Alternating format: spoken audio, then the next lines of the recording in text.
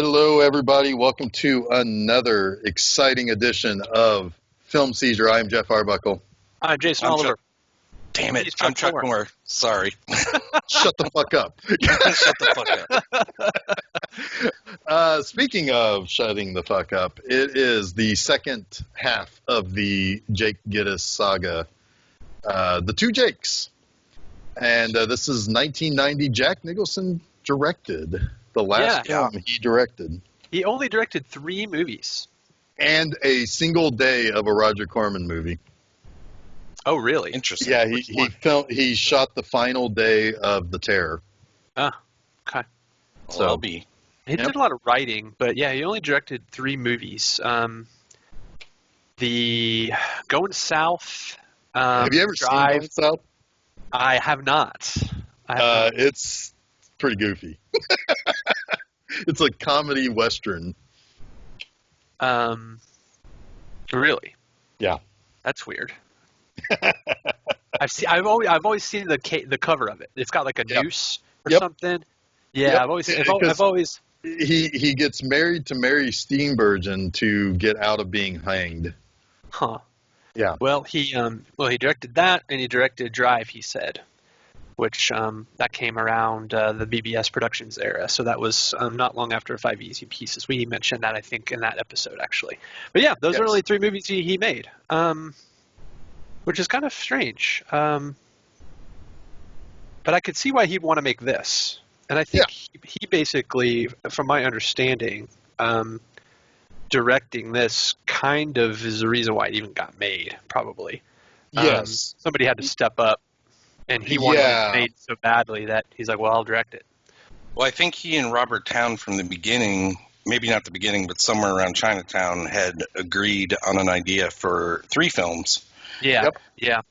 With the last one being Gittes versus Gittes. I won't mention the plot of that yet because it's kind of important to this film, I think. I didn't dig too much into that, so I'll be curious to hear what you have to say about that. I do know that they canceled the third in the trilogy after the Two Jakes didn't perform well, and I didn't really dig much further than that. Yeah. Real quick before we get going into this, this is yet another one of our quarantine sessions. So we are recording on Skype. So if things don't sound like our normal, extremely high budget, highfalutin podcast, it's because we're recording through a teleconference. So yeah. So take that. Can everybody hear me? Okay. Is everybody on? Can somebody just join the call? Yeah. Sorry, I forgot I was on mute. Oh, sorry. Yeah, it was on mute. It's a good thing. It's a good thing I'm recording this on a wire recording, though. That's really, You gonna keep it in your floor safe? Yes. Yeah. And my wall safe. Tape.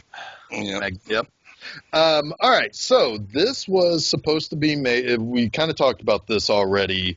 It was supposed to be made in the mid-'80s, and it kind of fell apart at the time because Robert Towne had the script done by 1984.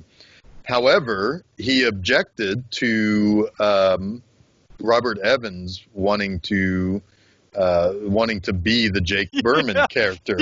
Yeah, which is amazing.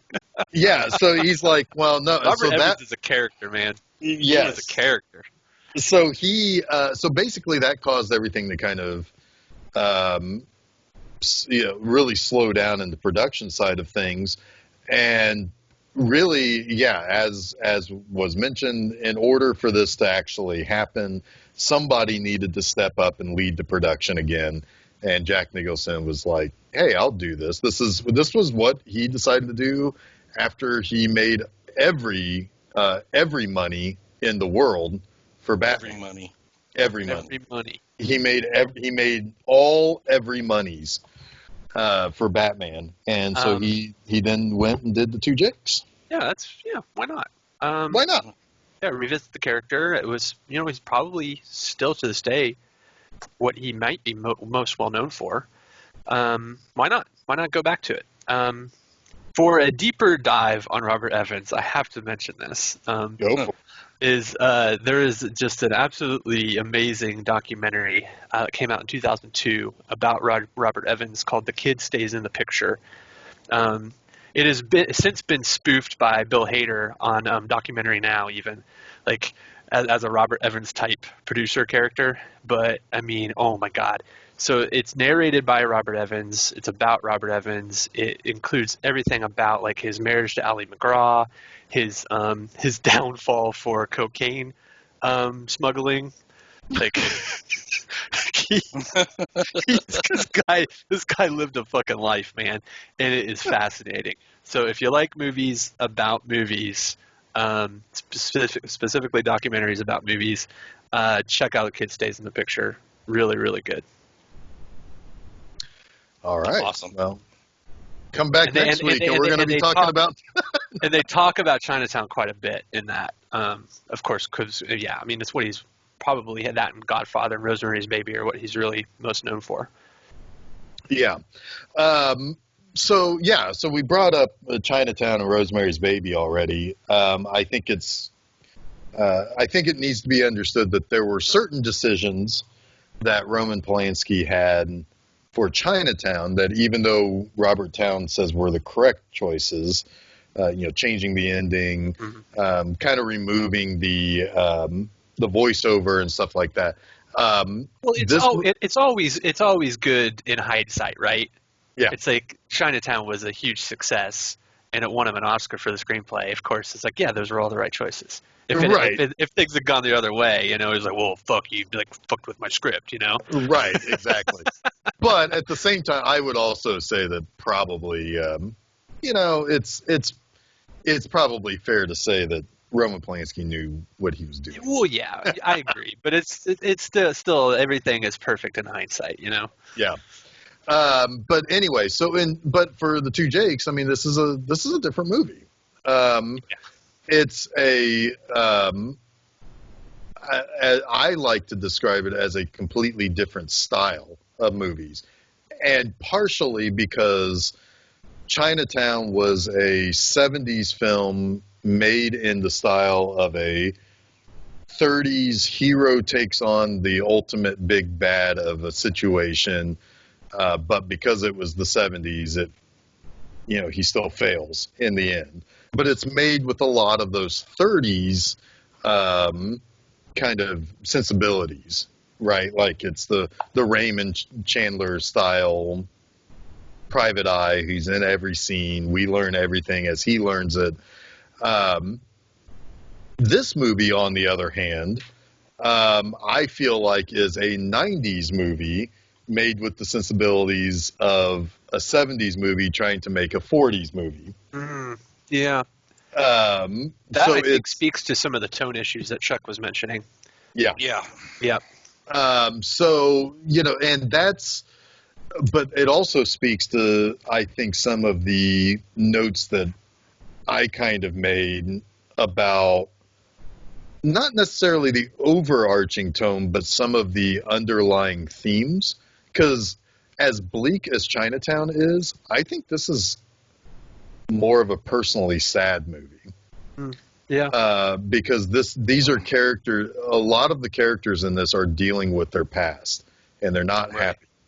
It's not a happy past. It's people are still being haunted by the things that had, happened to them. Right. Without even actually directly saying, hey, remember that exact moment when I did that exact thing in Chinatown? I said, hey, Jake, it's Chinatown. They don't have to say that. Right. You know that they're still feeling it. I read a review. I don't know. It was written recently about this movie as sort of a reappraisal, and it called the Two Jakes a ghost story. And I like that. Yes, exactly. I mean, everybody is haunted by something, and there are characters who are doing the wrong thing, but for actually really good reasons. Like there are some things that the Jake Berman character, that's Harvey Keitel, when he's explaining why he is building this this land deal for these tract homes for veterans, particularly from World War II. It's a very sweet and understandable thing that he's trying to do. Now, did he do everything the right way to do it? Absolutely not. Right. But he's doing it for some good reasons. And the protection of his wife is for really, really good reasons. So it aligns a lot with Jake Gittes and what he ultimately does and wants to do and tries to do to kind of soothe his own demons, if you will. Yeah. There's some things about that I think or would be interesting to talk about. I will admit that watching this movie was a bit tedious for me. I feel like where Chinatown is complicated and not convoluted, I feel like the Two Jakes moves a little bit more into the convoluted territory of some of the web of intrigue. I think it thinks it's a little smarter than it is at times as well, and I really just kind of got a little taken out of it. So there might be portions of this where I'm not quite sure on some things that may have been obvious to both of you, if you'd paid closer attention, I guess, to the play by play. But yeah, there I don't know exactly where the line of thought was, where I was going with this, but was there a reason? I guess here it is. Did they choose him for, Jake Gittes for this job because they knew of his connection to Catherine? Or was that a coincidence? Because if it's a coincidence, it's a big one. I don't think that Jake Berman, at least at a point, you think there's some Kitty Berman and Jake Berman may be doing something untoward or whatever, but I doubt she would have ever mentioned, or maybe she mentioned Gittes to Jake Berman in the past, and that's why he had the idea to hire him. But he's also like the biggest private dick in the city, as evidenced by his building and everything. Yeah. Like, I think he's pretty famous, I guess, for what he does at that point. Yeah.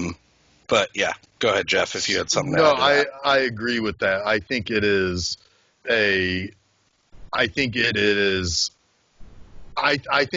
coincidence, but it's not as big of a coincidence as you think it might be. Okay. Because that makes sense. That makes sense. Yeah. I mean, it's been 11 years. Something this big is probably going to fall into his lap, or is he's at least going to come in to some sort of contact with a case like this, if so be it. Yeah. So yeah, all right, that's fair. Yeah, because I mean, he's got the Art Deco, like he's moved up in the world. Now he was already good at what he was in Chinatown. Like he was targeted for being who he was in Chinatown. It wasn't coincidental that Ida Sessions showed up to kind of start that ball rolling. It was like, you got to go to Jake Gittes, because he wants to be known for being as good as he is at this. So he is kind of one of those kind of flaws in his character is he has kind of benefited from his involvement with all of what happened in Chinatown. And I think that's helped him kind of build that reputation, that kind of private dick empire, Right. Because it's not just him that's investigating. Like, he has other people who do investigate that all work under his roof. Yeah, sure. Right. His office building has a downstairs and an upstairs. Yeah, he sweats running up those stairs. He does, man. Such a big building. He has not one but two safes in his office. I know. Yeah. Right. He has enough. He has enough space for both him and for Madeline Stowe to spend the night. Uh-huh. Right. Well, while we're early in this film, though, Jake Gittes, or Jack Nicholson's performance in this movie, did not feel like Jake Gittes at all to me. And I know going to war might have changed him, or or whatever, but he almost seems like a different person. There's no continuity there until maybe later you get a little bit more of the Gittes. But originally he's kind of goofy almost. It's kind of weirdly humorous in a way that I just didn't get. But he just didn't seem like the same guy. He seemed like more like as good as it gets Jack Nicholson almost with weird humor. I don't know. Yeah, I think some of that is the style of it being more like a 40s movie than a 30s hard-boiled movie. I would say that the late 40s type of detective, I mean, because he even has, I mean, it's not really played out this way, but even his secretary is a little bit of a Girl Friday right type of character where, like, she kind of takes care of him in a way. No, go ahead. I was just going to say there's more stuff he does that seems way out of character, but we'll get to those, I'm sure. For me, just the first half of the movie, I'm like, who the hell is this guy? Yeah, well, and some of that is that he is now successful. Right. Like, he is now part of a higher class. I mean, he goes golfing. You know, he's not going to miss his tea time, goddammit. Yeah, he is now a little bit of a Noah Cross type of, you know, he's got a little bit more money, he's got a little bit more standing. You know, he's still playing everything to the T, and the cops still think he's a dirtbag, but they can't necessarily say that he is breaking the law. Right. But he also, like Eli Wallach's, the lawyer character that Eli Wallach plays. I mean, he Chuck, is. I think his name was Chuck. Yeah, I think it is. Cotton. Isn't it what was Cotton Weinberger? Oh yeah, no, it is Cotton. Oh yeah, I'm Chuck, thinking of the other one. Sorry. The other, yeah, Chuck is the other. Is Madeline Stowe's lawyer. Yeah. But yeah, so I mean, like, he's constantly being harassed by the lawyer, less so than the cops in this movie. So he's kind of stepped up a little bit, and I think that kind of plays to, you know, he has not had to quite do some of the stuff that he used to do when he was the old version of himself. You know, he's like Jason said, he's the boss now. Right. One of the first things that I noticed is, first of all, that, and I kind of sort of mentioned this in last week's episode about Chinatown, but Chinatown's LA is this very clean, beautiful, kind of almost idyllic in the way it's presented. Whereas, I mean, like, and I even said that in that movie, Gittes says to Evelyn, it's like, LA's a small town, people talk. Yeah, but by 11 years later, post-war, yeah, I mean, the Two Jakes LA is like, there's earthquakes, there's oil pumps, and it's dirtier now. Like, even the way that they shoot the scenery, like the skyline, it's usually shot in evening or late afternoon kind of oranges instead of blue skies. The oil pumps all throughout the city was really interesting to me. I didn't realize that that kind of happened, that they were you know, pumping oil in the middle of the streets. Basically, it's pretty wild. Well, and as I mentioned, you know, last week, you know, when I went out to LA 10 or 11 years ago, that was the first thing I noticed. The moment we drove away from LAX, it's like, holy fuck, there are oil pumps in the middle of neighborhoods. Yeah, it's wild. Like, it's wild. You know, I mean, it's, but it's mentioned in the trailer for this movie, the voiceover, kind of setting the tone for this movie, talks about how, you know, how the war was good for LA, and now all of a sudden a bunch of people are moving there, and it's a bigger city now. It's all of this, and he even talks about how much money he makes now, and that he can afford this really great office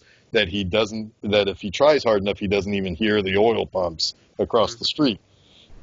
So it's completely and totally setting a different stage for the city, for the character of LA.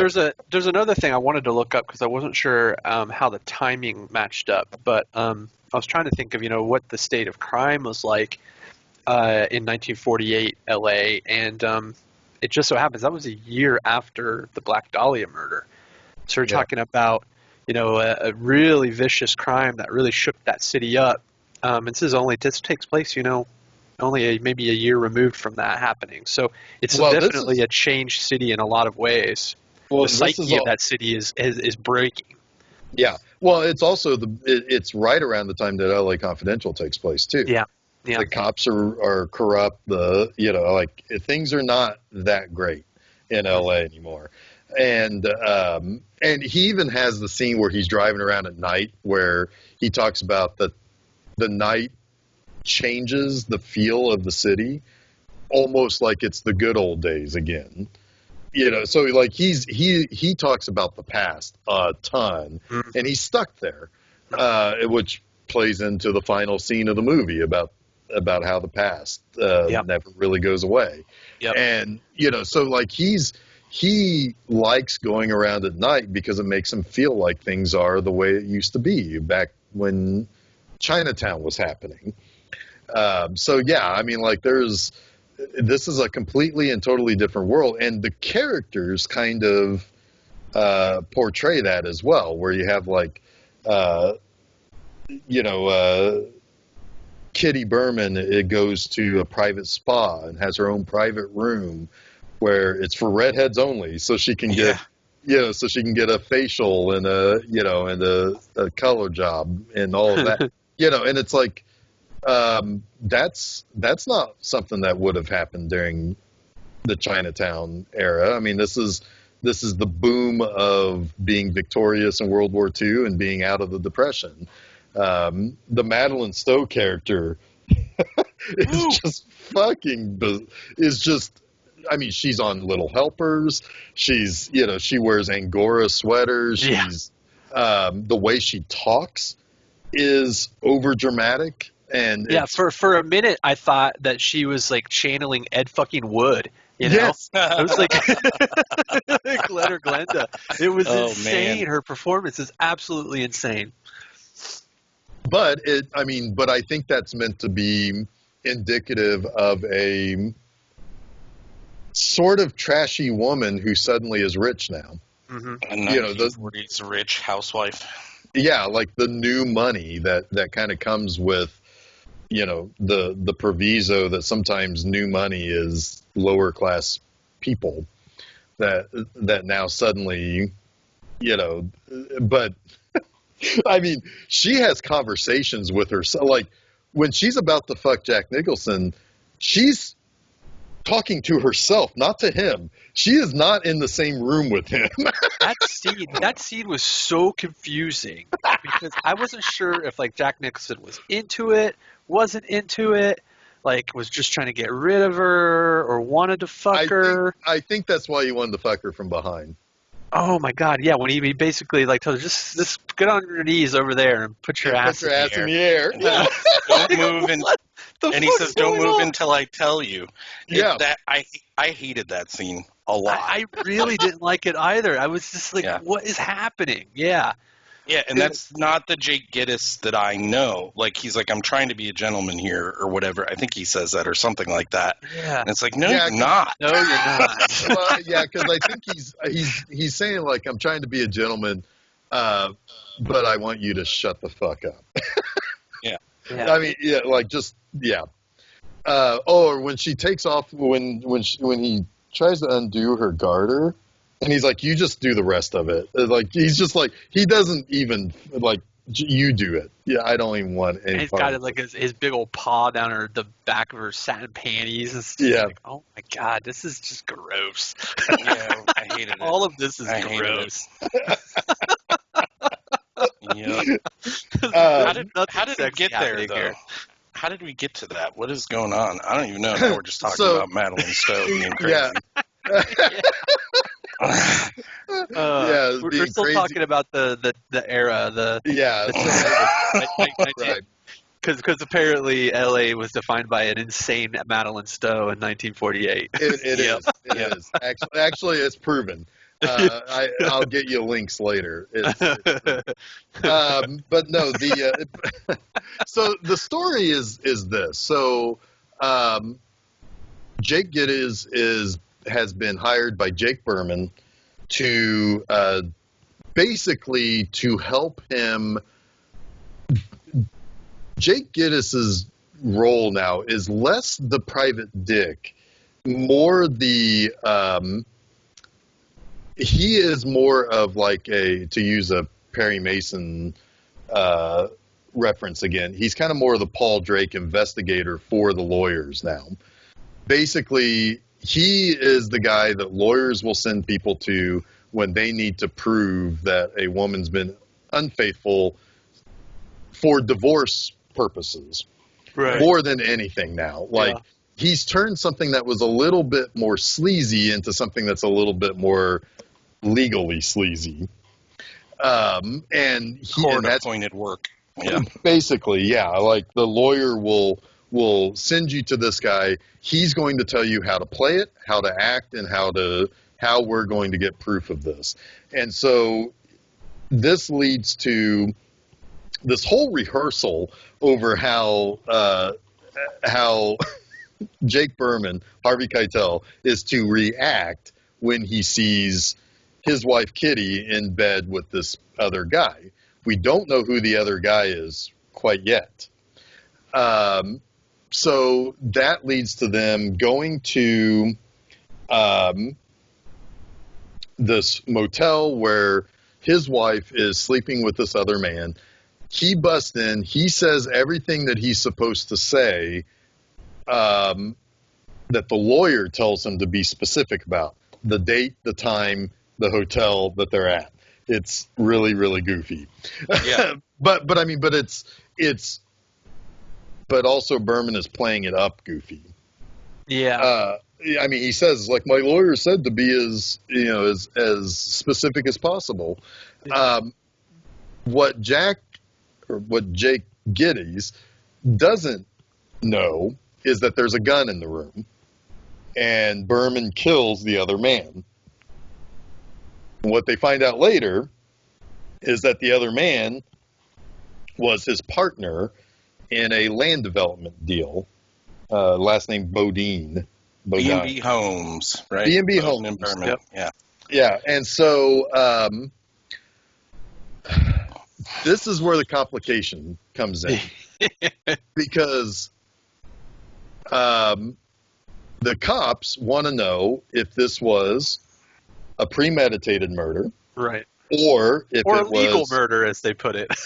illegal murder, which is a crime of passion, blinded by But still, insanity. I don't think you can. I was wondering if that was a reason thing anymore. in the That must have in been the a 40s. thing, but Yeah. I don't think Right, that's a thing so much anymore. No, but the defense idea would be that he was temporarily insane. Now I know. I know there's differences between, like, if murder is premeditated, then yes, that's much worse than if it's a crime of passion. You're still Right. going to probably go to jail. Or at least you get something. It would probably be pled down to manslaughter or something like that. Temporary Right. insanity. You're going to get something. Right. But yes, it's going to be a lesser charge. Right. And the temporary insanity may be you have to go for 90 days every day to see this shrink. That may be. Could be. It could be as. I mean, yeah. So I don't anyway. think it was necessarily a legal murder, as they put it, but I thought that was funny. I was like, oh, Right, legal murder. Right. So this is where we see the return of Lieutenant Escobar, which was the main cop that Jake knew in Chinatown, that rose up through the ranks to become a detective. Now he's a captain. He's a captain now. He was a lieutenant in Chinatown. He's a captain in this, yeah. And they both went Harry off Lopez is the actor. Yes. Escobar, yeah. They both went off to war. Escobar lost the leg, but he's captain of detectives now, so that's okay that he only has one leg. Right. somebody who's investigating this whole thing is a Lieutenant Lausch, who is played by David Keith. Yeah. Keith. Yeah. Not I had Keith to make David. sure. Yeah, Not Keith David Keith. David Keith. Yeah. David Keith. And David Keith is a little bit of that young buck, kind of full of himself. You old fogies are, you don't know what you're doing anymore. I know what I'm doing. But David Keith should go to jail in this movie. Yes. Yeah.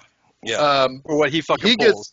He gets what's coming to him, though. Yeah. Which is a wet pair of pants. Yeah. But so he is the son of the man who killed Evelyn Mulwray. Yep. Wait, repeat that? He's the son of the man who killed Evelyn Mulwray. Son Yeah. of... Oh, yes. Okay. Yeah. Yes. Gotcha. Detective Loach's kid. Yeah. Gotcha. And he doesn't like Jake Gittes because he thinks he's scum. He does scummy, potentially illegal things. And Jake Gittes doesn't like him because he killed the love of his life, essentially. Right. So but anyway, it all comes down to what is.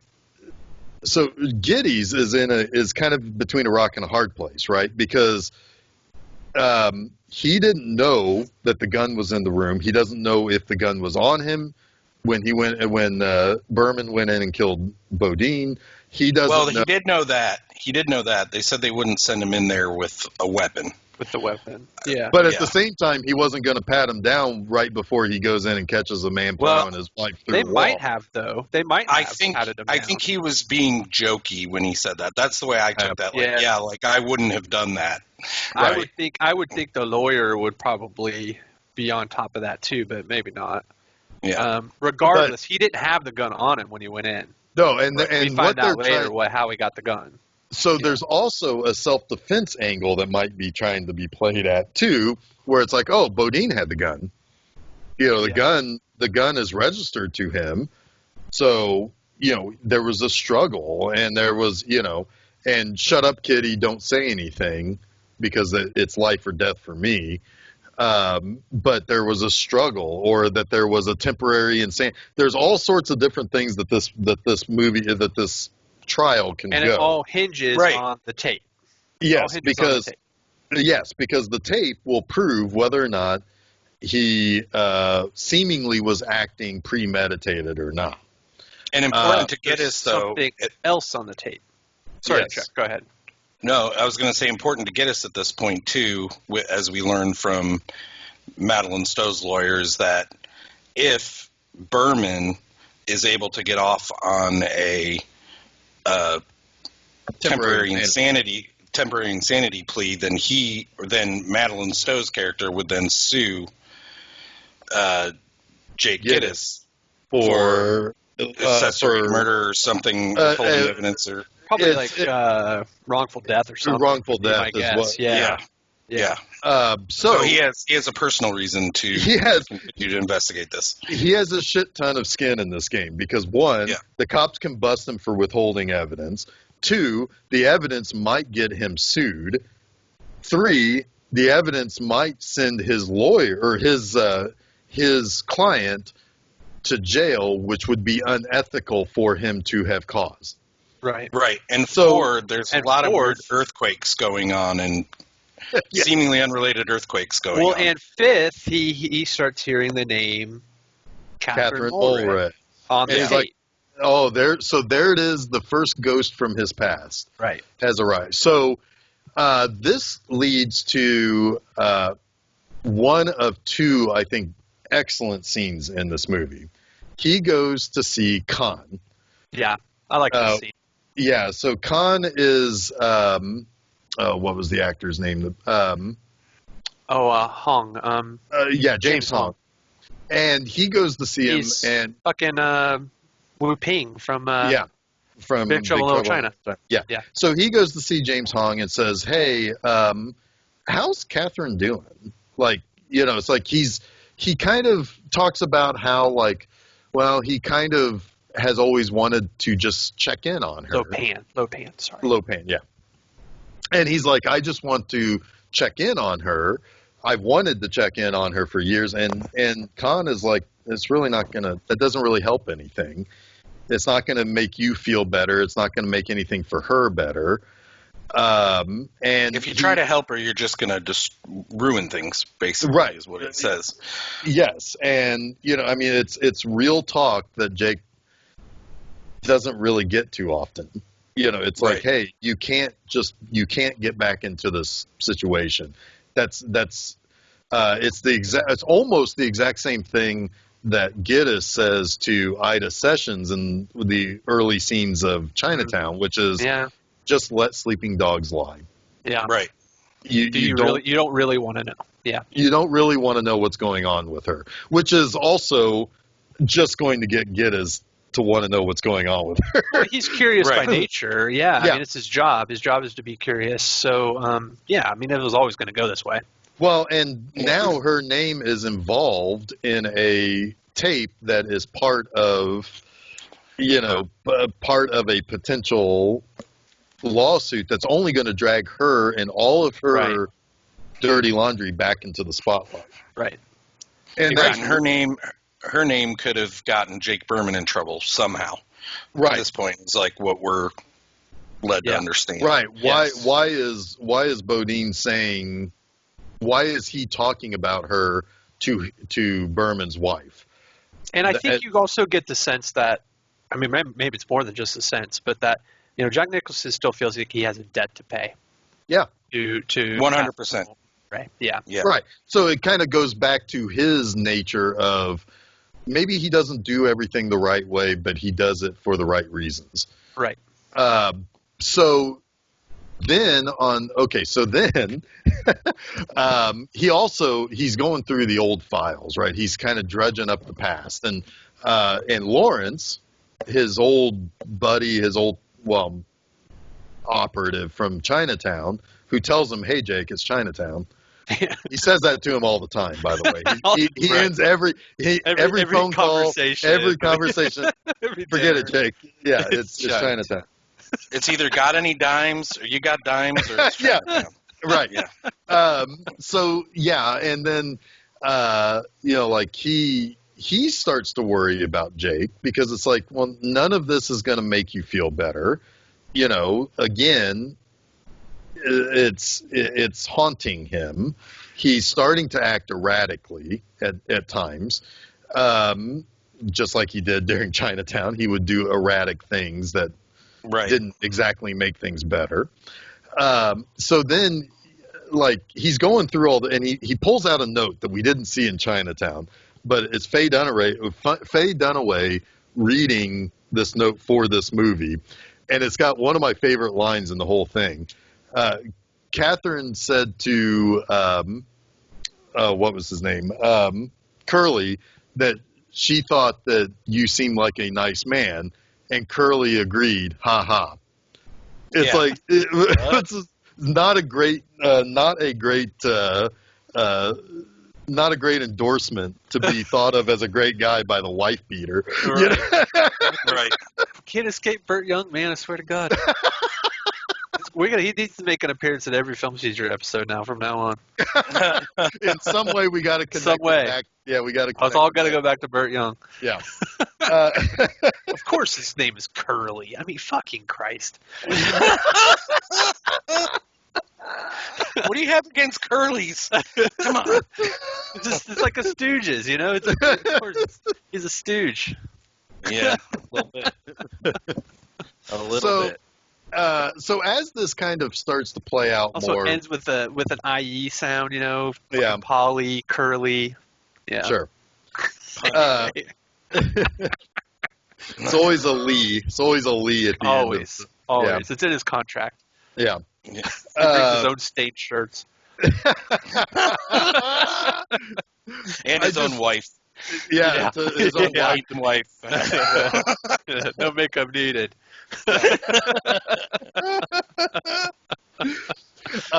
So also involved with Berman is a gangster by the name of Mickey Nice, who is Reuben Blades. Yeah. And he's kind of the muscle, or he provides muscle for Berman, although until We don't Mickey really Nice know was that yet. involved, Yeah. right? But until Mickey Nice is involved, we don't. Aside from killing his partner, we're not entirely sure what illegal things Berman does. But once a gangster shows up, you kind of realize he is into a lot of shady shit. Also, the land that Berman and the B&B land people were involved with is part of that land that was gobbled up by Noah Cross. Yep. So all of these kind of tendrils and all of these things are kind of snaking back into Jake's past.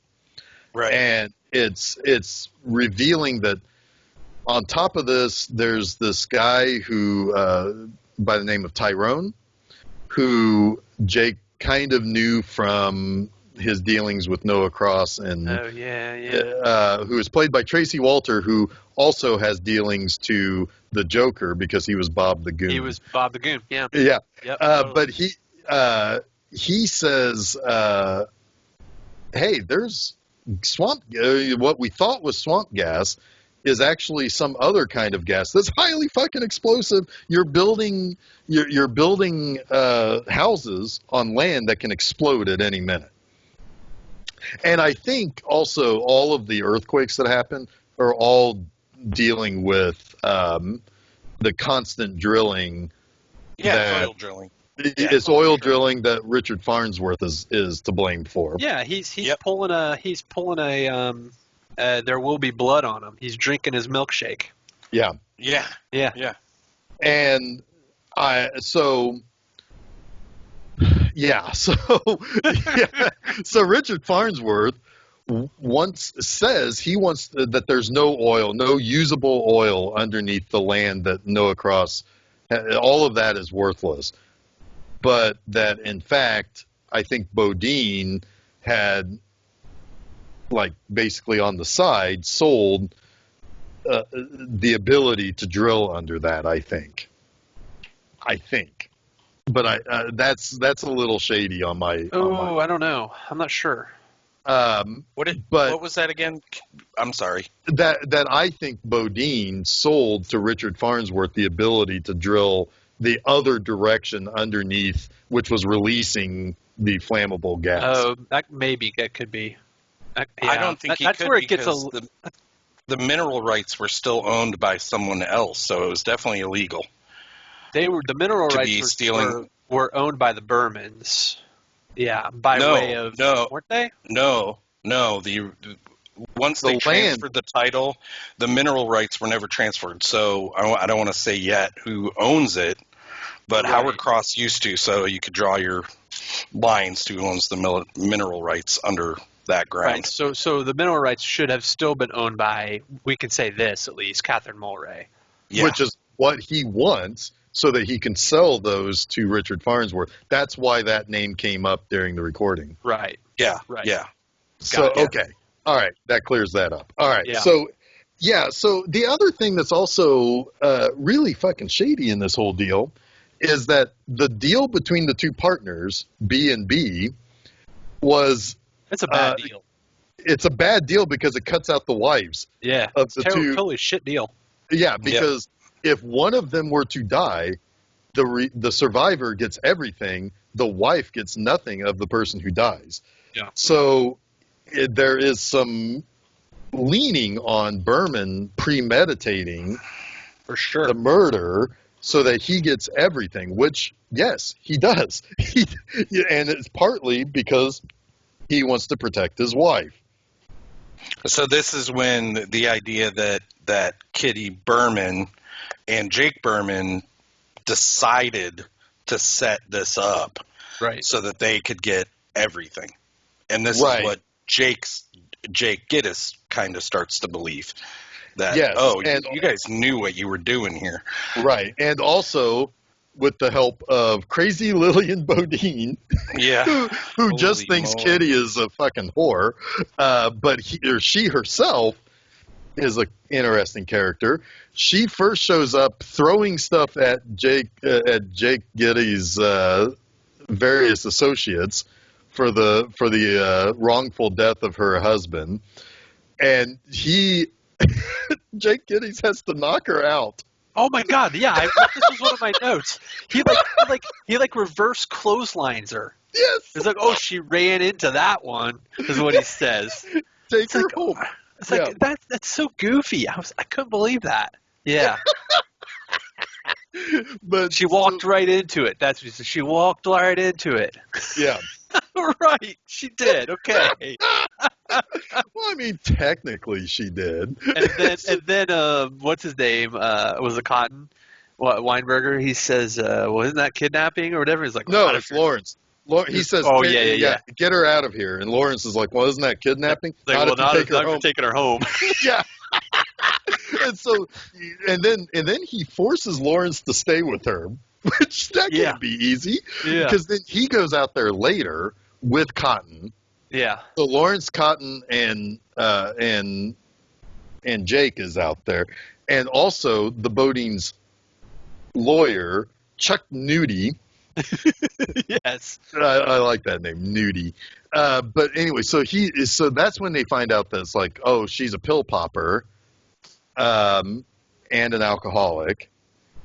She's got issues. Was anyone else worried that the dog was going to eat those pills? Me, I was worried. It's like, oh my God, there's a dead dog now. Yeah, I was terrified. Yeah, but the dog's better. Probably because Lillian punched the dog at some point for trying to sniff around her pills. I can only suspect that. She's a mess, but she's really a victim in this too, though. Like, she is she was cut absolutely out a of mess, the deal. but she gets kind of fucked over. Yes, and she gets fucked over twice by Jake Gittes. Yeah, literally and figuratively. legally. Yeah, and legally, yes.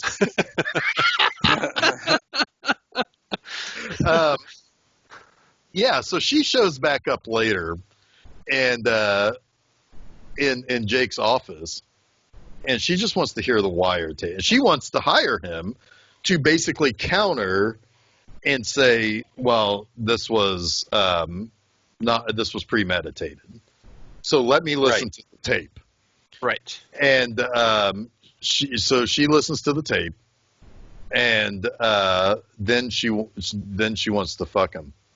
Yeah. The freaking meltdown when she doesn't want to hear the shots. Like, oh my God, it's too much, way too much. I hate it. She's like, I don't want to hear it. And then she's like preventing him from stopping it at the same time. Oh, so bad. I was just like, she's just a drama queen. That's really the worst scene in the movie. I don't think that Madeline Stowe is at fault at all. I think that was just poor direction, not a good script in that scene. Like it really needed to be something else. Yeah. Yeah. She was told to act drunk and drugged, I'm sure, in every scene. Probably. Yeah. And she probably would have been better off like method acting and really being drunk and fucked up. Yeah. I don't think honestly, it felt like really badly blocked too. Like the scene itself and how they reacted to things and each other. It just didn't feel right. It felt unnatural. In all aspects. Yeah. And you could maybe make the argument that was the point. Maybe. Was to make it awkward and more it basically puts Jake into a worse scenario. Yeah. I mean, you could make that argument that whole thing was kind of meant to be a disaster. It takes me out of it. It took me right out of it. Yeah. Yeah, I had to pause the movie and walk away for a little bit after that scene. I just kind of laughed. And it doesn't help. It doesn't help. You had stepped away, Chuck, but it doesn't help that in an earlier scene he fucking clotheslined her. My God, that was hilarious.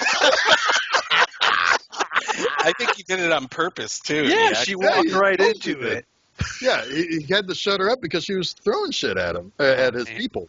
That's Yeah. what I'm saying. Like every scene they're in together is just ape shit. Yeah.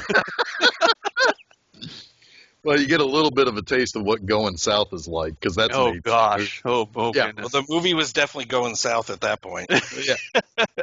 Yeah. So, long story short here, because yes, there are people like Ruben Blades' characters going around kind of roughing people up to kind of keep things quiet about like who notarized the transition of property from Catherine Mulray to, although that's a mistake. Her last name should have been Catherine Cross, Should have been. Yeah. but she may have changed it anyway. Whatever. So Speaking of the notary dude, I'm pretty sure it's the exact same dude from Chinatown. I didn't look this up, but I think it's the same dude that was at the public records office. my God, that guy was so angry at Jake Gittes. Yeah, for and no I think it's reason the same whatsoever. guy. And that's Could be. funny. It That could be. very well be. That's funny. And that would be amazing if if he just held this memory of this guy that he just decided he didn't like that day. Yeah, I'm gonna look it up and see if it's the same actor. Then we'll Yeah, know that's for sure. amazing. That's great. But the lady tells him basically what he needs to know. It's like, Yeah. that was my second day I was working here, and this guy came in and beat the shit out of him. Yeah, busts his mouth. Yeah. Because he's got a wired jaw. Yeah. So then there's constantly a blonde around Berman, so he thinks maybe, well, Berman is also cheating on Kitty, so, there's just all sorts of shenanigans going there. Berman eventually threatens Gittes by saying, if you don't give me the wire recording, you'll die. So it's basically, give me the recording or lose your life. Yeah. The first scene that Ruben Blades is in, he hands him a grenade. The grenade? Oh, Yeah. that's a really strange scene. Like, yeah. Yeah. The whole him jumping over the couch while nobody else is paying any attention to anything. Yeah. It's a comedic scene, really. It is, but yeah. Yeah, and it required Jake Gittes to believe something he never should have believed. Yeah. That this guy would have handed him a live fucking grenade. Right. Yeah. I thought Right, that was because- pretty silly. right, because I mean, like, And there's a lot of ways you can get rid of that, I mean, he could have, like, thrown it out the window. He could have... could have just dropped it and say, well, fuck you too then. Right. If it's real, Yeah. then I guess we're all going to hell. We're all going to hell. Yeah. I mean, I didn't like that as a... But whatever. I mean, the scene of him jumping over the couch and cowering was kind of funny. yeah. But again, I think some of that is Jake's in a different place, that he is vulnerable to these things now. Mm. And I think also I don't know if you mentioned, I'm sorry, if you mentioned the explosion earlier, he had to have had a concussion or some kind of brain injury, so he continues to, like, get dizzy and stuff. Yeah, But they don't really resolve that story so much about whatever, but yeah, because he has an accident at the Berman's model home where he throws a match down a well that has the flammable gas. It nearly kills him. That's right about the same time when he discovers that Catherine Mulray is on the. So you almost have to wonder, is all of this not even real?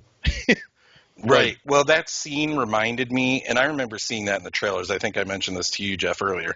But it's almost as stupid as Indiana Jones 4 when he's in the goddamn refrigerator when the town gets the fridge. It's like, Jesus, how do these people would not survive this shit? Jake Gittes got freaking destroyed, but he still lives. Well, somehow. maybe this whole movie's a Jacob's Ladder scenario. Yeah. Instead of getting shot at in this movie, like, he gets shot at 3 times in Chinatown. He gets attempted to be blown up several times in Yes. Jake. So I guess that's raising the stakes. Or killed by earthquakes. Yeah. Right. Or earthquakes and explosions. Yeah. Yeah. So basically, in time, thanks to what he saw when he visited Cannes about these specifically modified orchids that that are done by way of torching the seeds. Yeah, you burn the seed. Yeah. You burn the seed, and if you do it the right way, it will create purple, or it will create a different color on the petals. And he realizes that Kitty Berman is wearing a multicolored orchid brooch. And when he realizes that she knows exactly how to do that and to make that specific thing that he just saw at Cannes, he realizes that Kitty Berman is Catherine Mulray. Right. And at that point, kind of everything collapsed, because also on top of that is the same scene in which his fiance walks out on him. And Linda. Linda, Yeah. which that's fair. He seems like a pretty non-present. Yeah, That was a it's totally definitely unnecessary fair. thread in this film, though. Like, what was It the was. point? I agree. I don't know what the point of that thread was. I mean, Well, just to show he's- like he's throwing away. You know, he's basically his life is unraveling because he's still chasing this ghost from his past. And If he cared, gonna at derail all, derail if he him. cared at all that it happened, it would make a whole lot more sense. If it hurt him that she left or something, but he's like, whatever. Well, I think Not only that, but yeah, he's more than willing to like, you know, take down Madeline Stowe, crazy ass drunk Madeline Stowe. You know, it's like Yeah. he's not really a good guy in this movie. I think Right. I think what it's there for, or why it's that way, is that he realizes he's become no better than the very people he used to investigate. Yeah. That But he's- does he have that realization, though? I don't think he has it. That's the problem. I think, right. I think he is. I think more than anything, he's left to think about the mistakes of his past. Not Right. necessarily the mistakes of the moment, but the mistakes he made of the past, which is kind of all part of that unraveling of his, of his life more than anything. Right. But Were either of you like at all surprised that Kitty Berman was Catherine Mulray? Absolutely not. well, Like, having not at seen the all. movie before, and then it was kind of some of it coming back as I was watching it. No, I was not surprised. But I mean, Have you I never- don't know that I actually ever had seen this movie before. I'm almost Um, positive I had. And I I was think not in the least bit surprised. No, 100% I mean, with you, Jason, on that. I would say that I think, thinking back on it more than anything, it's like, well, yeah, this whole thing is he's always tried to, but never could. But now he is. I mean, so yeah, I mean, it's Sorry, you the broke up a little breadcrumbs bit are there. Jeff. Yeah, you Will broke up, repeat Jeff. that? Oh, sorry. No, I was just saying that with the whole thing being about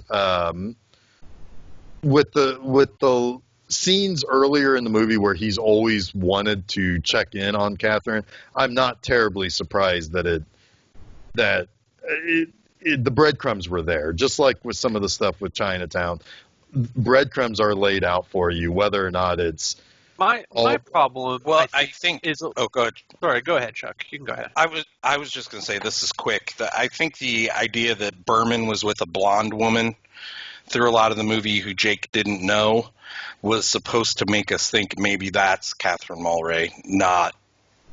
Elsa the nurse. Yeah, but her name is fucking Kitty. Yeah. Like, that's obviously a Catherine nickname. So, Oh yeah, whatever. yeah, like the nurse who ended up, you know, treating him for cancer, basically. Yeah, that could have been her.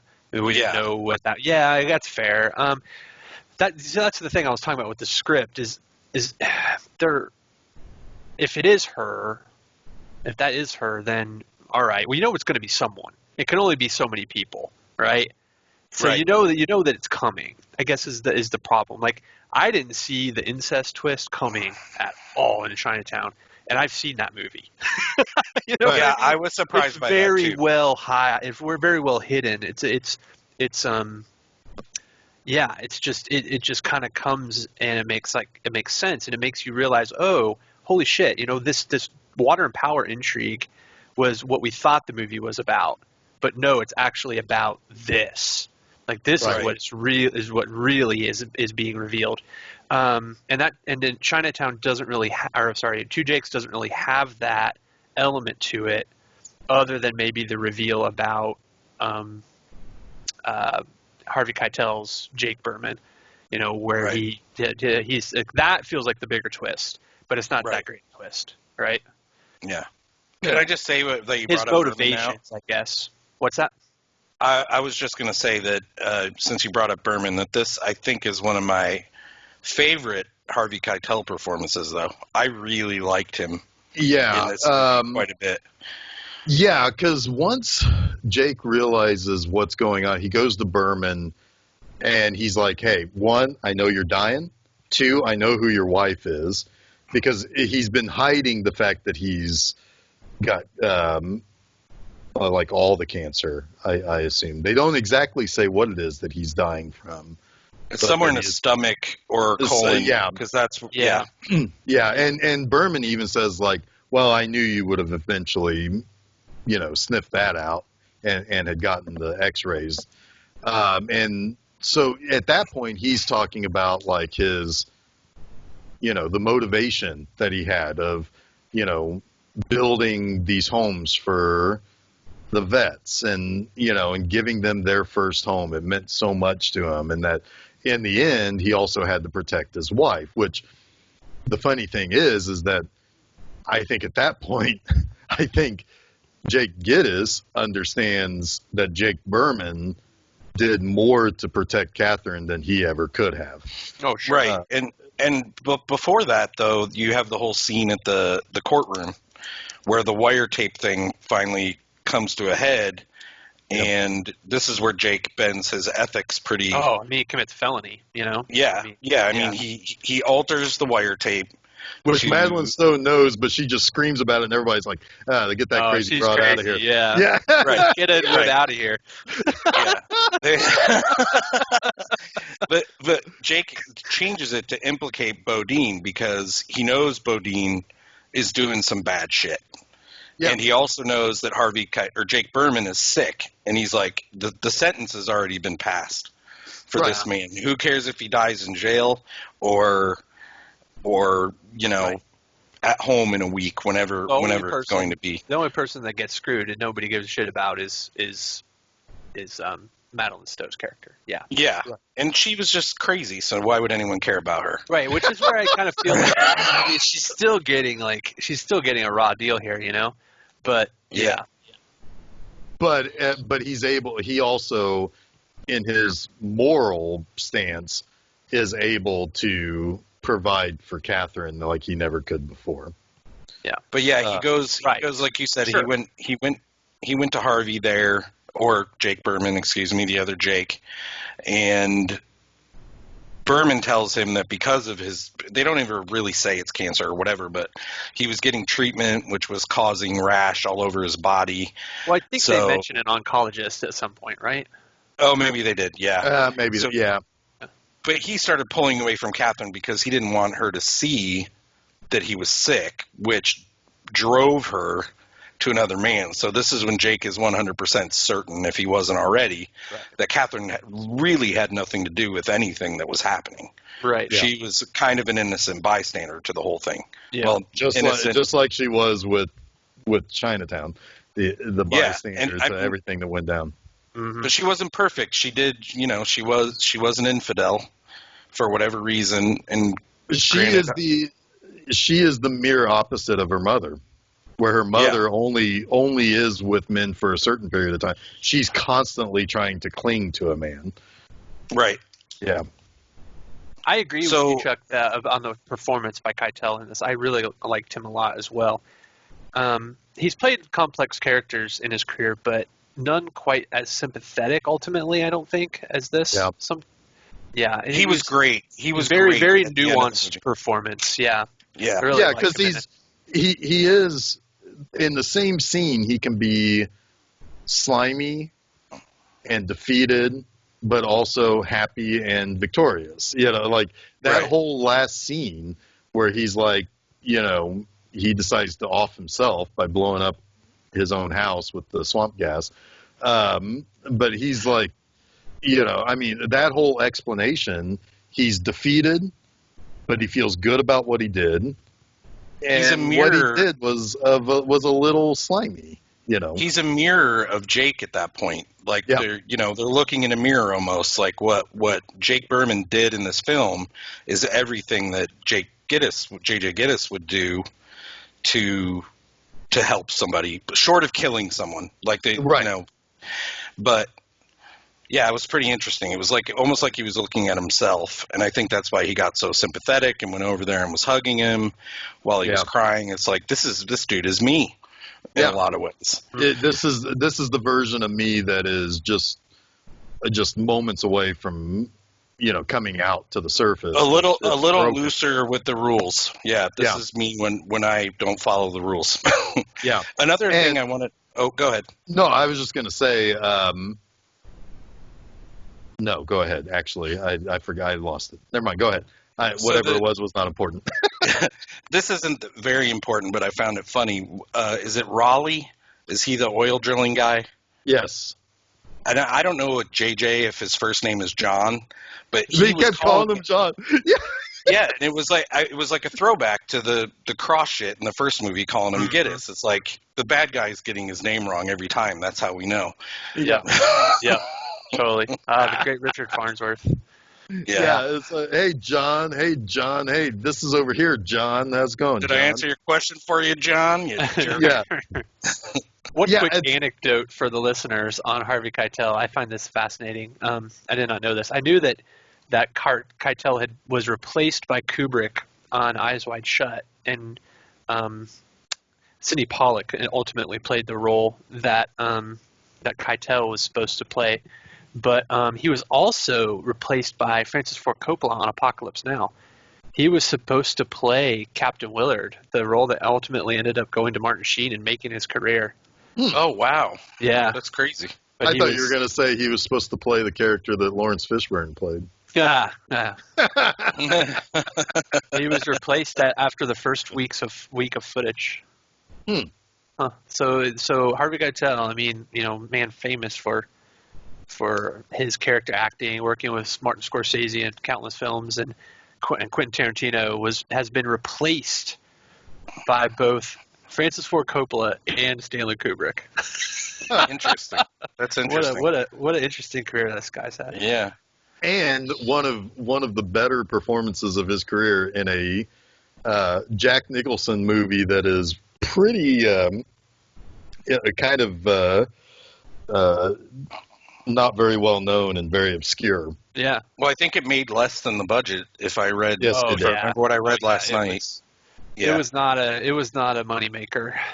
It came out in a weird time too, because it came out like in August of 1990 or something. So it's like here you think, oh, Jack Nicholson, a sequel to Chinatown. It's the summer.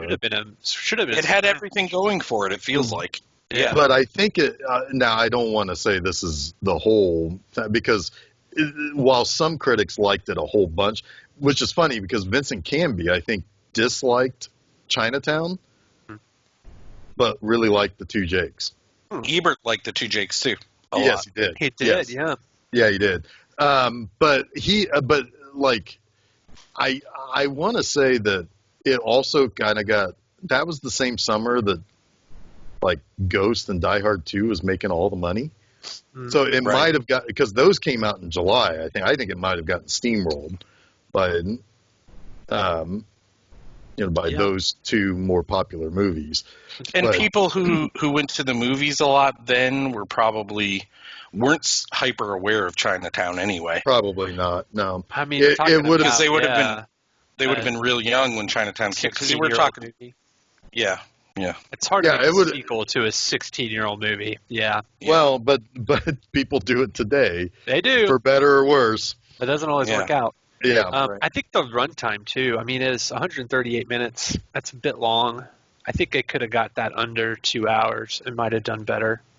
Yeah. Yeah. And before we get to the end, do you want to bring up the scene with Loach where Jack gets back at him? Yeah. So basically, Tyrone, Tracy Walter, goes and says, "Hey, meet me at this bar," which I think is a gay bar.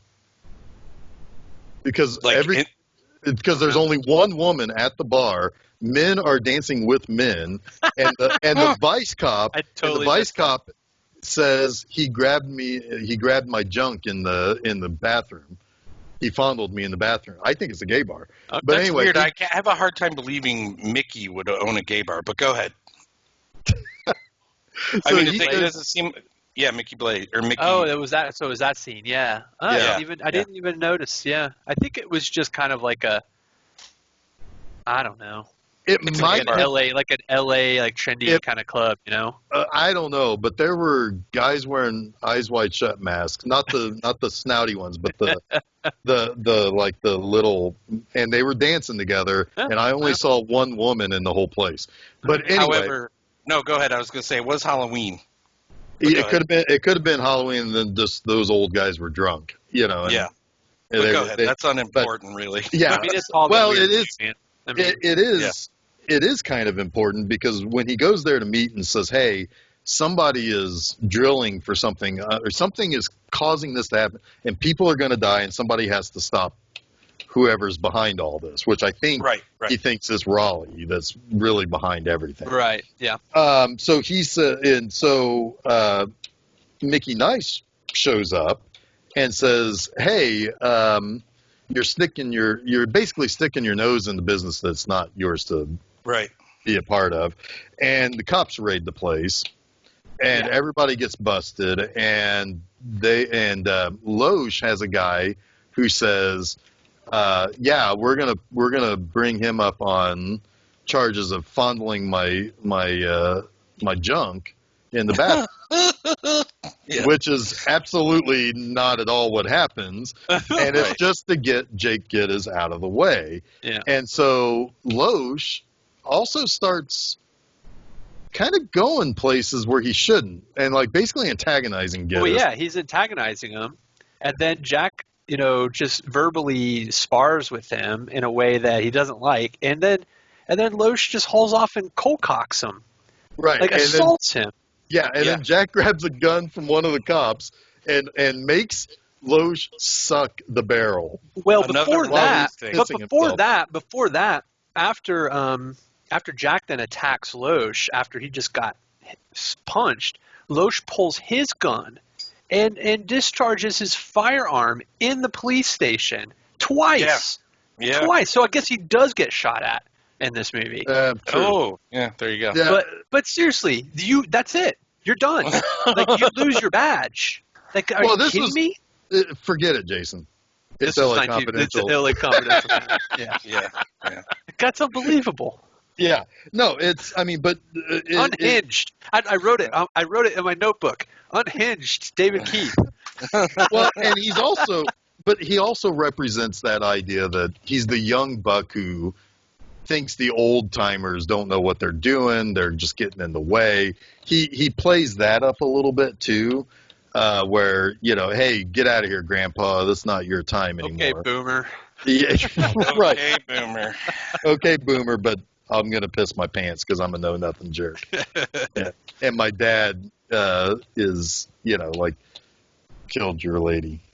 But yeah, he does piss his pants, He's and then pissing his pants, and then Lou Escobar is like, "Okay, you're off the case." That's the worst that happens to him. yeah. He's not on the case and anymore. he kicks Jack out of the police station. He's like, "Get him out." Yeah. Of here. Let's see. Yeah, we'll put him on bail. He had to post bail Oh to get yeah, out. he had to post bail. Yeah. Well, because he was Jeff, still. Yeah. Just to clear one thing up, I didn't mean the bar scene was unimportant. I meant whether it was a gay bar was unimportant. Oh no. Yeah. I mean, yeah. I Just like I mean, think this potato, is great. potato. Well, But I anyway. just was saying what I was observing, which No, was I know. I know. a lot of old men in masks dancing together What is it? Is slowly. What's the scene? I was- Is it Police Academy where Oh, the Blue Oyster Bar? Yes. Yeah. Yes. it's like, Yeah. wait, what? He They starts looking constant- around and it's they like constantly and he leave makes some all the people there. realizations. Yeah. It's so Yeah. fucking funny. I need to watch that movie again. The sequels aren't great, but that first one is awesome. That first one. The first three are good. The fourth one. I remember liking most of the originals. Yeah. Oh my That's gosh. And always had the same I feel like music wasn't for there that a part. scene like that in Animal House too?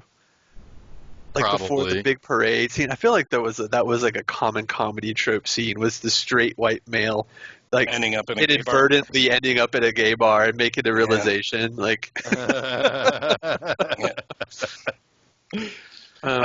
So basically at the end, it comes down to that this is indeed a legal murder. The judge will not hear a case.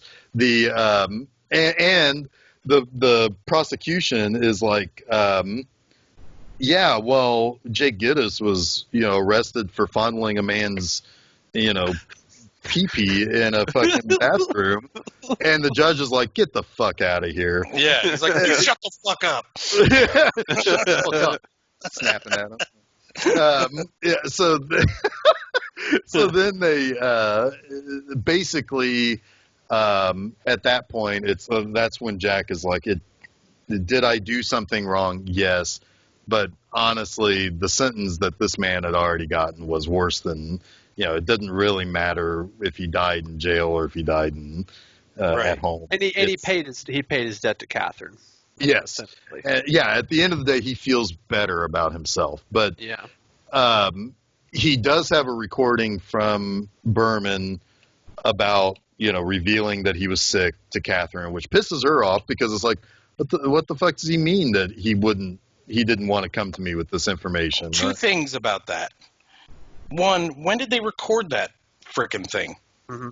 When did that wire recording happen? There was no time when Jake were That's a good talking. point. Where he would have been like, hey, let's go over here and record this message real quick. Yeah, let's go over here and record this episode of Film Seizure real quick. Yeah.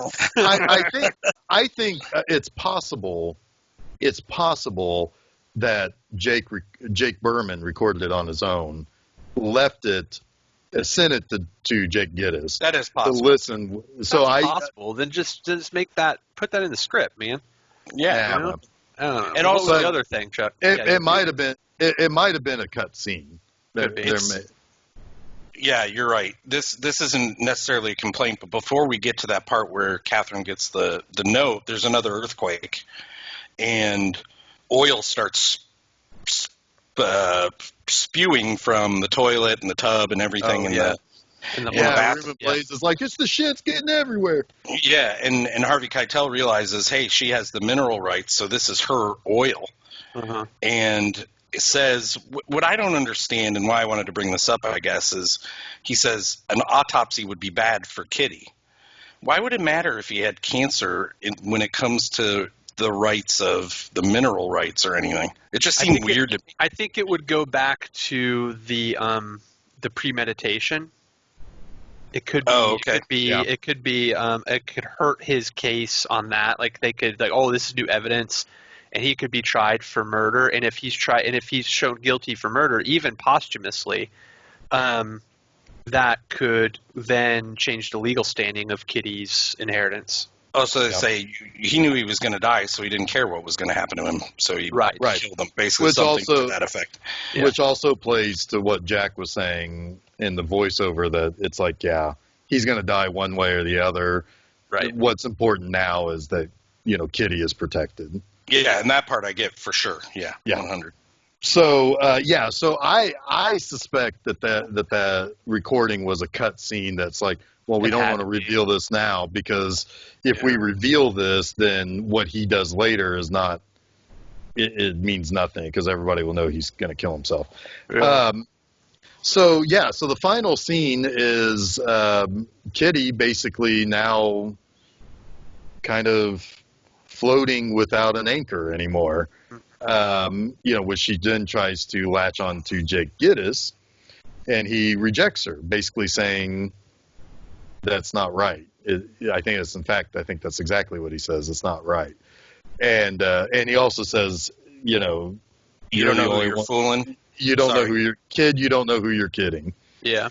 And basically saying, it's like, you got to figure some shit out on your own.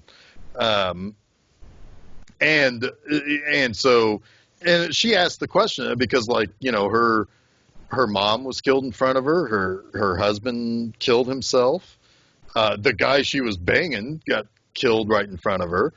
It's like she's stuck with all these things that she's going to be remembering for a really long time. And she asks him, if it ever goes away, or and it never goes away. It never Originally, goes away. Originally he tells her that you're going to have to work really hard on it, like it's possible. Yeah. But then when she walks away, he decides I need to tell her the truth. Yeah. Well, yeah, and when she walks away from him, she says, "Think of me from time to time," right. Which he has done nothing but think about all of that all the time. And I think that moves him to say, "Hey, yeah, it never goes away." It never goes away. Which is a good time to bring up the proposed and potential third movie. Yeah. Okay. Gittes versus Gittes was supposed to be about divorce. Huh. And it was the divorce of Catherine and Jake. Oh. So apparently in the future they get married, according to the story. Somehow, so all these movies have an element involved. This one, I think, was fire. The first one was water. The next one was going to be air. And the story was somehow going to have Howard Hughes involved. I don't know how. But oddly, and I had heard this many, many years ago, and I don't know how true it is, that the film idea for this was reappropriated into Who Framed Roger Rabbit. Whoa. Yeah. Whoa. Which is weird because Who Framed Roger Rabbit came out 2 years before Chinatown. But apparently the two Jakes. Yeah. But apparently they, once they realized the second one was in development hell, the idea went elsewhere. Sure, yeah. That makes sense. So, that also bizarre. That does also make sense too, because Who Framed Roger Rabbit was based on a novel that it didn't follow very closely. Mm-hmm. Right. So it was obviously pulling ideas from other places. That could very well be. Yeah. That's and wild. someone was supposed to be buying up a lot of it. It was another story about the development and the growth of L.A., and somebody was buying up all the land again in Who Framed Roger Rabbit. I'm actually really interested in watching it now just to see, where it might follow the story. Yeah, I mean, I feel like it's perfectly natural to think of Jake Gittes hanging out with a cartoon rabbit. Yeah, absolutely. Yeah, of course. Yeah. The Cloverleaf streetcar subplot was inspired by Chinatown, it says, but yeah, because the movie was supposed to be called Cloverleaf.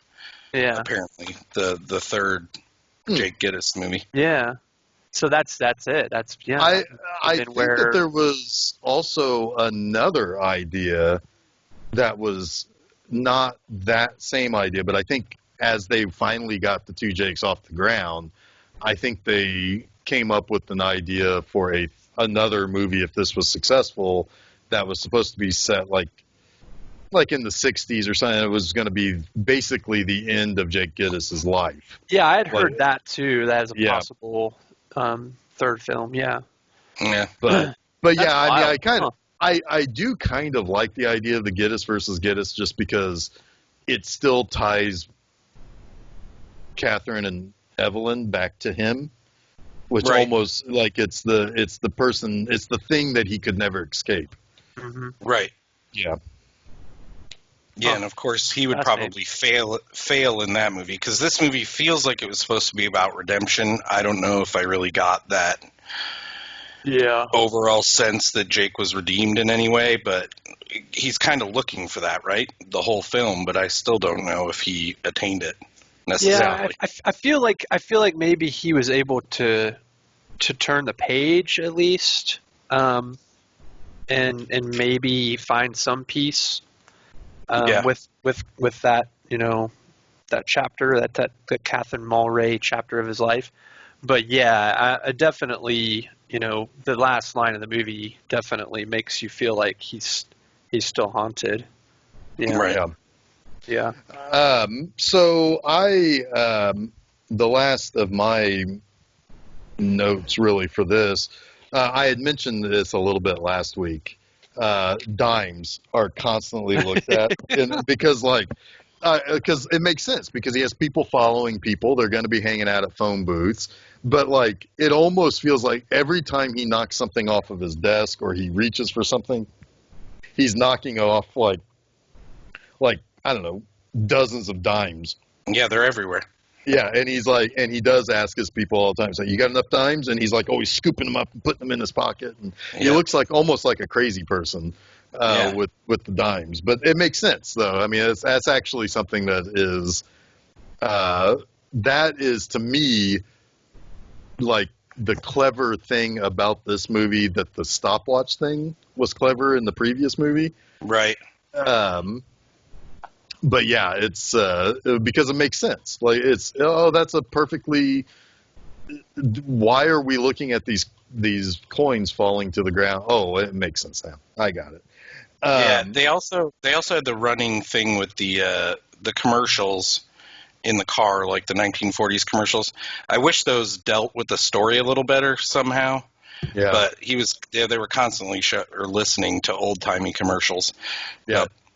Well, there was also like a shadow, or I can't remember what it was called, but it was something kind of like The Shadow was a radio program he was listening to also. Yeah. And that was about like that happened around the time that he was talking about what the night made the city feel like the old days, because like the guy said something like the character said something very shadowy or about like, oh, I know what goes on in the darkness of the streets or something like that. Right. That did connect, but I don't.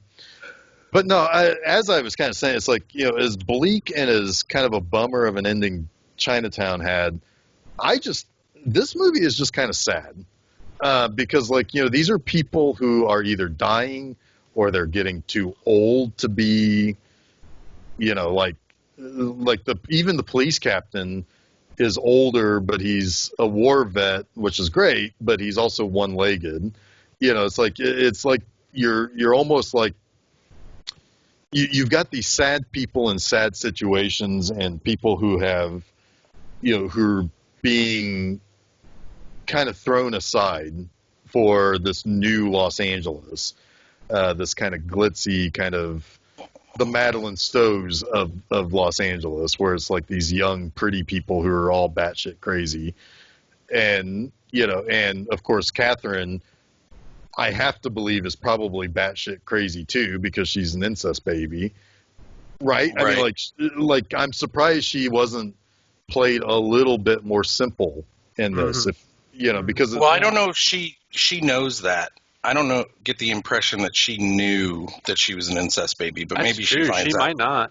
She might not. No, she may not, but I would still like the teenage version of her in Chinatown seemed emotionally not well, if that. Right, because she probably thought that the water guy, can't remember his name right now, was her actual father. Hollis. But I don't know. Yeah, Hollis, she did. But I think she did, yeah. Well, I don't know, because she was raised to believe that, like, that Evelyn was her sister. Oh, that's true. Yeah. Oh, yeah, that is true. Yeah, so I don't know. Yeah, I don't know. But yeah, anyway, no, I'm good. You're good? I'm having a little bit of internet issues then. Sorry. That's right. No, you sound so. Did either of you recognize Tumbling Tumbleweeds in this movie? Yep. What's the first movie you think of when you hear that song? The Two Jakes. No. The Big Lebowski. Yes, indeed. Yep. But I kind of felt like that played kind of perfectly in this movie, because that land is shit. Oh, yeah. Like, it was all, I mean, that was all part of the scheme, and like, really, the orange groves were the only good thing about that land. And it was being sold as this beautiful new part of Los Angeles, and it sucks. It's just a fucking desert. Right. It's like, I guess you can go out there and farm dirt, you idiots. But yeah. But anyway, I heard that too. But no, I just this movie gives me a different feeling that makes me feel sad for the characters more than like. Whereas Chinatown is about like you're never going to defeat evil. Evil will always exist. So you have to take the small victories against it. And if you try to take larger victories, you're going to get squashed by the evil. This is about like just, it's like being like you're saying, like a ghost story where you're being haunted by the past and you're kind of stuck in a moment, and it's just sad. Oh, yeah. Or also that sometimes what you believe is evil is not. Right. Like someone like Jake Berman, who you think is evil pretty much the whole movie, you find out he's morally gray a little, but he's not evil. Right. He's doing some bad things for good reasons, which most everybody in this movie is doing something bad for a good reason. Yeah. Or at least some reason that makes them feel better. Like, it's like I think Madeline Stowe thinks that if she screws Jake and she gets him on her side, he'll help her get millions of dollars, which will make her feel better. But it's that kind of and even Mickey, who is evil throughout the film, is really just trying to protect his best friend. Yeah. As it turns out, he's just trying to help his pal. Yeah. And I'm sure he does other shitty stuff for sure, but yeah. Well, apparently he owns a bar that nobody knows if it's, if those old guys dancing are a thing that's. So yeah, he's got some things that you can question and that you can ask him about. Not necessarily evil, And one other cool. He's Mickey Nice. He's Mickey Nice. One other thing I thought was cool about this movie that we didn't discuss, and I'll try to make it brief here, is that the delivery method of the gun. Oh yeah. Yeah, that was really cool. Yeah. Yeah, it's I don't know there were pegs at the bottom of the seat that perfectly holds a weapon or a little revolver. Right. 38 or whatever it was, I can't remember. Yeah, and it was Mickey Nice's laundry people that delivered the chair the day before the whole thing went down. Right, they were trying to set up the wire or something. I don't know what they were doing, and you catch them saying, "Hey, this service is out here," or whatever. Yeah. Yep. And who owns that service? Oh shit, it's Mickey Nice. Yeah. Yep. Cool. Well, that's all that I had. Jay thinks that scene is cool too. Cool. Yeah, cool. No, I like this movie. I mean, I don't. I think it's a serviceable character sequel. While the script itself is not up to snuff to Chinatown, but it's Chinatown light in almost every way. But the characters. By the end of the movie, the characters have progressed to some point. The score, really, too. I mean, man, to go from that Goldsmith score to this score, it was really a big drop in quality, in my opinion. That could be a victim of when the movie was made. Whereas in the 70s, you could have that kind of moody score that fits the movie. In 1990, it might have been something like, "No, we need something more that feels more contemporary." Yeah. Yeah. Yeah. Cool. So next week, what's on the calendar is Dawn of the Dead, my favorite horror movie. That's your favorite. Yeah. It's up there for me. It's and that will be very fitting if this happens. If that turns out to be another one of these, it will be quarantine sessions. I am currently staked out in the Greenwood Park Mall.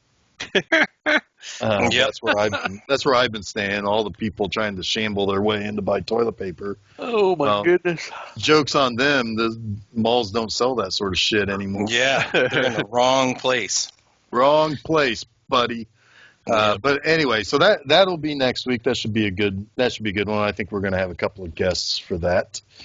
So we'll see. Yep. But Chuck, Yeah. are we on the Facebook and the Twitter? You're on Facebook, we're on Twitter, we're on Spotify, we're on YouTube, we're everywhere, man. You can get seized by Film Seizure pretty much anywhere. Yep, that's right. And Jason, what happens on Wednesdays? Oh, Wednesdays. Wednesdays we have new episodes. New episodes of Film Seizure. That is New episodes of Film Seizure. I got an A. I got an A on the quiz. Yep, you got it. Perfect. Nailed it. What happens on Monday? Mondays is Monster Mondays with Jeff. That's me. Yeah. It is. And then Saturdays, I've got 00 Saturdays. You can read a little essay about either a film or a musical motif part of the Bond series. By now, the newest Bond movie is supposed to be out, but I know. that's never going to happen again. Nope. No movies ever coming out. Nope. Ever again. Movies have ended. Hollywood's Hollywood's been shut down. You know, at some point, somebody looked back into the past of movies, and they said, "Well, shit, they made the two Jakes, so our job is done."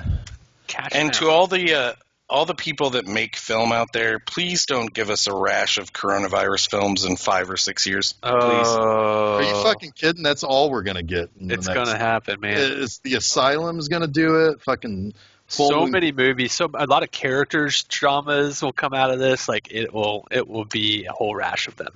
It's gonna be Iraq War movies, like Corona Croc will come out about a giant alligator that has coronavirus. I really like that idea. I think there actually already is a horror film that they retitled it Coronavirus. Corona Shark. Yeah. Oh. I want to say it's a full moon. It's a full moon movie or something. They retitled a movie. Oh my God, that's terrible. So it's already happening. It's gonna happen. Yep. 28. It's gonna be we're gonna get 28 months later or whatever. That's gonna happen now because people are the wet market murders. Yeah. The riot in aisle 24. Oh God. I guess there are some good ideas to be had there, Jeff. Thank you. Well, I was just thinking, I want that to be like an Assault on Precinct 13 type of movie where people are like huddled in like the paper goods aisle. Oh God. You know? And like a bunch of crazy looking like gang people come and try to.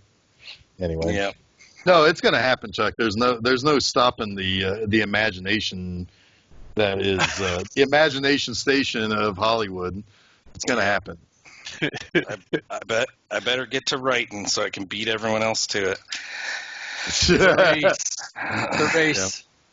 Yep. Cool. All right. Cool. Well, so next week, Dawn of the Dead, 1978 version. But until then, I am Jeff Arbuckle. I'm Chuck Moore.